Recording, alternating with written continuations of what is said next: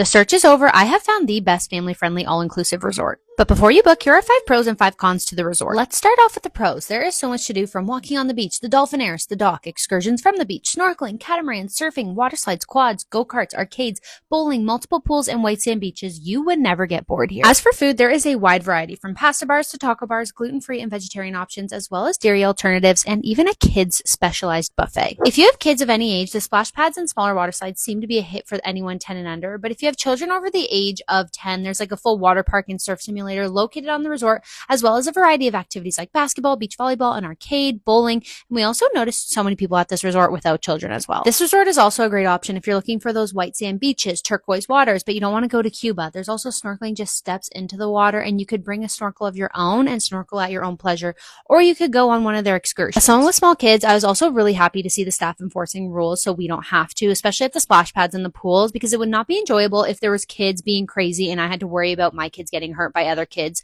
So that was just an added bonus. Now it's time for the cons. People reserve their chairs at ungodly hours and don't show up to those chairs until noon, and it's really annoying to have to participate in this chair reserving game, and I just wish the resort would crack down on that. Getting an a la carte reservation wasn't great, especially if you have kids. There was limited availability, and what was available was only for after 8 o'clock. Something else to consider is the fact that this resort is not bougie. It does not give off bougie vibes. It's beautiful. It has so many amazing amenities, but it's just not bougie, which honestly I prefer. There was so much entertainment at this resort, but there just wasn't much that catered to families with young children. All the shows started at 8, and the kids club wouldn't allow us to participate with children under 4, even if we accompanied the kids. Lastly, if you want a small resort, this is not small. While it is walkable and there also is transportation, this is just not small. It's spread out and there is so much to do. So if you're looking for something small, I would skip. Although I've presented these 5 cons, I will most certainly be trying to return back to this resort. It was an amazing experience and I loved going with my kids and my husband. The Barceló Maya is definitely a resort catered to anyone between the ages of 0 to 100, and we will be back.